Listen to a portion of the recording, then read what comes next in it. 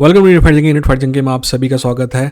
UFC 307 के बाद कुछ उठापटक हुई है, कुछ खबरें हैं जो आपको जाननी चाहिए, उन्हीं सब लेके मैं आया हूं। पर आगे बढ़ने से पहले सब्सक्राइब करके बेल आइकन क्लिक कर दिए, क्योंकि ये कॉमेडी स्पोर्ट का सबसे बेहतरीन चैनल है। और अगर आपको लगता है कि कल जो प्रेस कॉन्फ्रेंस हुई है, जिसमें फाइटर्स की भी प्रेस कॉन्फ्रेंस है और UFC प्रेसिडेंट डेना वाइट की भी प्रेस कॉन्फ्रेंस है, उसका मैं एनालिसिस करूँ तो कमेंट सेक्शन में बताइएगा। अगर मेरे को 10-15 कमेंट आते हैं उस एनालिसिस के बारे में तो ही मैं करूँगा, क्योंकि बहुत लंबी प्रोसेस होती है, बहुत मेहनत करना पड़ता है। ठीक है, चलिए खबरों की तरफ चलते हैं।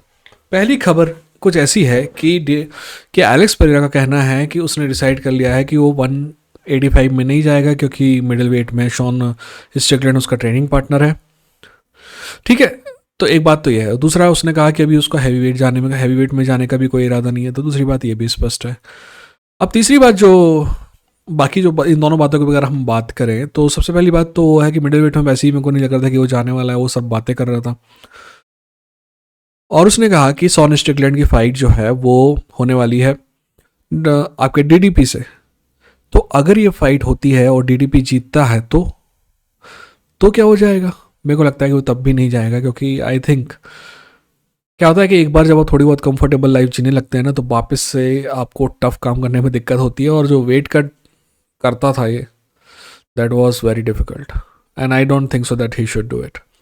एनीवेज, और इसके अलावा जो दूसरी बात है हैवी वेट में जाने की, यार हैवी वेट में क्या करेगा वो जाके? अभी हैवी वेट डिवीजन में अभी जो टॉप की पोजीशन है वो ऑलरेडी गॉबली कुकर है। वो पता नहीं कि क्या हो रहा है, क्या नहीं हो रहा है। अभी आपको पता समझ में नहीं आ रहा है कि एक फाइटर रिटायर होगा, कि 2 फाइटर रिटायर होगा, कि 3 फाइटर रिटायर होगा। हाँ, इन सब रिटायरमेंट से याद है आपको, मैंने जॉन जोन्स के रिटायरमेंट वाला वीडियो बनाया था, वो जाके आप जरूर देखिएगा कि जॉन जोन्स रिटायर होगा कि नहीं होगा, सारे कारण बताए। तो भाई एक भाई भड़क गया और बोला कि आप गलत हो, तेरे को कुछ भी नहीं पता है, John Jones is the best. मैं हमेशा आपसे कहता हूँ दोस्त, अगर आपके पास ऑप्शन हो ना, तो दुनिया में कभी चूतिया मत बनना। और अगर चूतिया ना बनने का कोई ऑप्शन नहीं है ना, तो चूतिया बन जाना, पर किसी का भक्त या फैन मत बनना। किसी ने ये भी कहा कि मैं आपका फ़ैन हूँ। दोस्त, मैं मेरा फ़ैन क्यों हो गए तुम? मैंने ज़िंदगी में कुछ हासिल नहीं किया है, और जिस दिन मैं कुछ हासिल कर लूँगा उस दिन में मैं नहीं चाहूँगा कि मेरा कोई फ़ैन हो। फ़ैन नहीं होने का, प्रशंसक होना एक अलग बात होती है, राइट? कि आप एडमायर करते हैं इस आदमी को, तो आप एडमायर करें। पर जब आप फ़ैन या भक्त बन जाते हैं ना, तो आपको लॉजिकल बातें सुनाई नहीं देती हैं। आपको कोई लॉजिकल बातें समझा रहा होता है और आप सोते हो आ बा बा बा बा बा बा, इस टाइप की हरकतें आप करते रहते हो। तो वैसे तो मैं आपके लिए जो वर्ड है वो चूतिया है, बट अगर आप फ़ैन वर्ड यूज़ करना चाहते हैं तो फ़ैन भी ठीक है। ठीक, अगली खबर की तरफ आगे बढ़ते हैं। जूलियाना पेनिया ने से जब पूछा गया कि वो केला हैरिसन से फाइट क्यों नहीं कर रही है, तो उसने कहा कि मैं और मेरी टीम जो है इम्प्रेस नहीं है केला हैरिसन की परफॉर्मेंस से। ऐसा तो जूलिया पेनिया के बारे में भी कहा जा सकता है कि आखिरी के 2 राउंड के परफॉर्मेंस से जूलियाना पेनिया से आप इम्प्रेस नहीं है।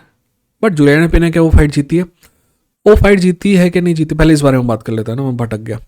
देखिए, केला हैरिसन क्या डिजर्व करती है टाइटल शॉट? हाँ यार, नंबर 2 को हराई है तो डिजर्व तो करती है। पर क्या अमेंडा नूनेस और जूलियाना पेनिया की फाइट देखनी है? भाई मुझे नहीं लगता कि कोई और इंटरेस्टेड नहीं है इस फाइट में। मैं बहुत इंटरेस्टेड हूँ, मैं फटे तक इंटरेस्टेड हूँ। आपको पता है कि मैं जूलियाना का फ़ैन हूँ, है ना? और इस फाइट को मैं आपको ना एक एक्सपेरिमेंट करो।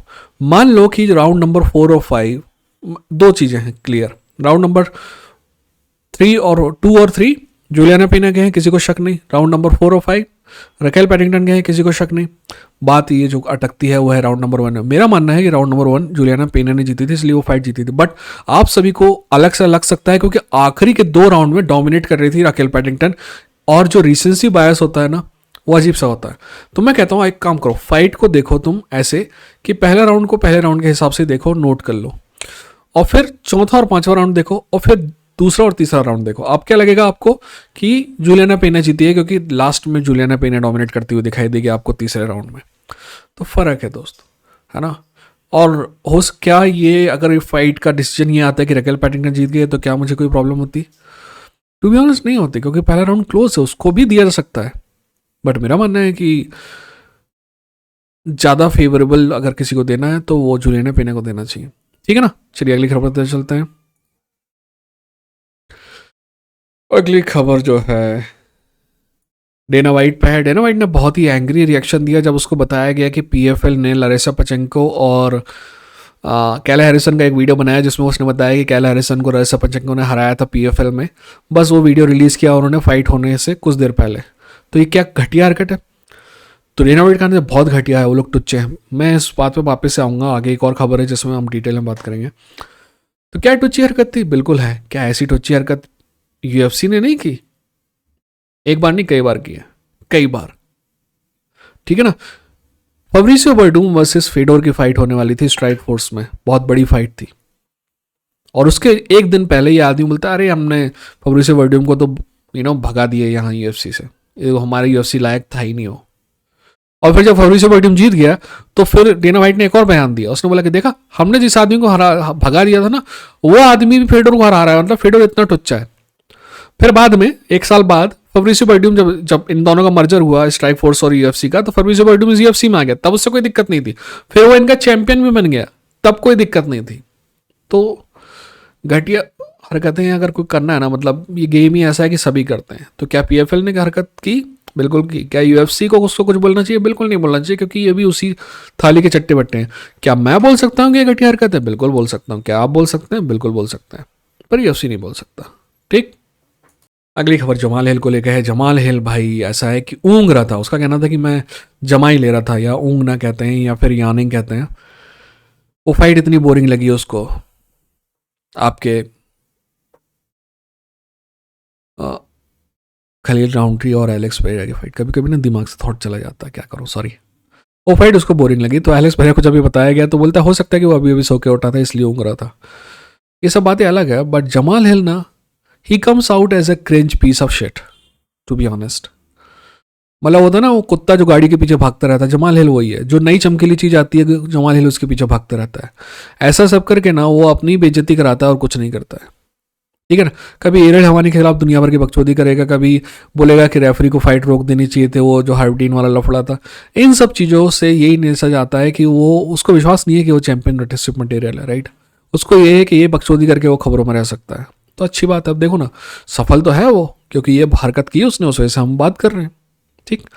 खैर ज़्यादा बात नहीं करते हैं इस बारे में, आगे बढ़ते हैं। अब खलील राउंड्री की बात कर ले। खलील राउंड्री का कहना है कि भले ही मैं फाइट हार गया हूं, बट मैं कल से बेहतर आदमी हूं। बिल्कुल दोस्त, ना सिर्फ खलील राउंड्री फाइट हारने के बाद भी बेहतर फाइटर नजर आ रहा है हमें, बिल्कुल आ रहा है। खलील राउंड्री का स्टॉक कम नहीं बढ़ा है। जितने लोग खलील राउंड्री को कल जानते थे उससे आज 10 गुना जानते हैं, ज़्यादा जानते हैं। जितनी लोग खलील राउंड्री की कल इज्जत करते थे, आज 10 गुना ज़्यादा करते हैं। He deserve that respect. और एक खलील, मैंने मतलब शायद वो कहा या नहीं कहा एनालिसिस वाले वीडियो में, मैंने कहा था कि एलेक्स पेरेरा जीतेगा फाइट, बट कई लोग खलील को भी जीतते हुए देखना चाहते हैं। He is a good man. मैं बोला ना, हम कभी स्किल वाले फाइटर के पीछे नहीं जाते, हम उस फाइटर के पीछे जाते हैं जिसकी स्टोरी हमें अच्छी लगती है, और खलील की स्टोरी बहुत अच्छी है। और रोना इज़ नॉट, ये कोई मर्दानगी पे दाग वाग नहीं होता है रोना। आपने इमोशन क्लियर करना है, कोई वो नहीं होता। अपने अंदर पेट भरते जाओ साले, और गुस्सा किसी पे और पे निकालो। इससे अच्छा रो लो 2 मिनट, कोई दिक्कत नहीं है ना। वो फंक्शन दिया भगवान ने, आँख अगर नहीं होता ना तो आँख से आंसू नहीं निकलते, वो अगर नेसेसरी नहीं होता तो। ठीक है। घास खाओ जाके। घास पचा लोगे क्या? अरे अपेंडिक्स है अभी तो शायद पचा लोगे। कुछ और चीज़ें जो हम पहले करते थे आज नहीं कर पाते, क्योंकि वो सारी चीज़ों का फंक्शन ऊपर वाले ने निकाल लिए हैं हमसे। ठीक है ना। बंदर पर नहीं, पेड़ पर नहीं लटक पाते क्योंकि हमारी पूंछ नहीं है। जब पूंछ दी नहीं भगवान ने तो पेड़ पे कैसे लटकेंगे? ठीक वैसे ही अगर आँख दी हैं, आंसू दिए हैं, तो यूज़ करो यार। कभी कभी अच्छा लगता है रो के, है ना। ठीक, चलो आगे बढ़ते हैं। वैसे मेरा वन ऑफ माय फेवरेट गज़ल जो है उसमें भी रोने का है कि दीवारों से मिलकर रोना अच्छा लगता है, हम भी पागल हो जाएंगे ऐसा लगता है, दुनिया भर की यादें हमसे मिलने आती हैं, शाम ढले सूने घर में मेला लगता है, किसको कैसर पत्थर मारे कौन पराया है, इस घर में शीश महल में हर एक चेहरा अपना लगता है, दीवारों से मिलकर रोना अच्छा लगता है। एनीवेज, मेरी किस्मत थी कि मैंने पंकज उदास को गाते हुए सुना दोस्त, है ना। I was lucky. एनीवेज, अगली खबर की तरफ चलते हैं। अगली खबर क्या है? ओके, कॉनर मैकग्रेगर ने कहा है कि Bravo Wonderboy Thomson and he is greatest of all time, one of the greatest of all time, and I agree with Conor McGregor. देखिए, कॉनर मैकग्रेगर की हरकतें देख के ना बहुत सी दिक्कत होती है लोगों को जो पहले उसके फैन थे और आजकल नहीं है, but Conor McGregor, Muhammad Ali जो बड़े बड़े लेजेंड हैं, कॉनर मैकग्रेगर मोहम्मद अली की मैं आपस में तुलना नहीं कर रहा हूँ, उनके अपने अपने गेम में तुलना कर रहा हूँ, ठीक है ना। तो ये जो बड़े बड़े प्लेयर हैं ना, बड़े बड़े फाइटर जो हैं, ये एक समय बाद ना ये स्टेट्समैन टाइप के हो जाते हैं, होना चाहिए इनको, कई नहीं होते हैं बट होना तो चाहिए। जैसे कि फोरमैन कितना शानदार स्टेट्समैन है बॉक्सिंग की दुनिया का, शुगर रे लेनर्ड कितना शानदार स्पोक्समैन है बॉक्सिंग की दुनिया का, आप रैंडी कटूर को देख लीजिए एमएमए की दुनिया में, या फिर फेडोर को देख लीजिए, ये स्टेट्समैन है, ये बड़े आदमी है। तो कॉनर वो बड़ा आदमी वाली हरकतें नहीं कर रहा था, बट ये बयान एक बड़े आदमी का बयान है। ठीक, चलिए अगली खबर की तरफ चलते हैं, आखिरी खबर है। ओके, डेना वाइट फिर से आ गया। डेना वाइट का कहना है कि पीएफएल जो है ना, जब डेना वाइट को बताया गया कि पीएफएल $20 मिलियन खर्च कर रहा है फ्रांसिस नगानू फरेरा वाली फाइट में, तो उसका मजाक उड़ाते हुए डेना वाइट ने कहा कि अरे वो लोग तो बिल्कुल नहीं ना, कर्जे में डूब रहे हैं, वो लोग बर्बाद हो जाएंगे, इतना पैसा खर्च कर रहे हैं, कोई पैसा नहीं आ रहा। दोस्त, everybody is unsuccessful until they are successful. एक बार फिर से कहूंगा ताकि नोट कर लो, everybody is unsuccessful until they are successful. UFC भी कर्जे में डूब रहा था जब तक कि वो कर्जे में नहीं डूब रहा था, ठीक है ना। तो ये कोई नई बात नहीं है, राइट। पहली बार सूरज नहीं उग रहा है, पहली बार कोई कर्जे में नहीं डूब रहा है, और पहली बार कोई ऐसा नहीं होगा कि कर्जे में डूबते डूबते उठ जाएगा, ठीक है ना।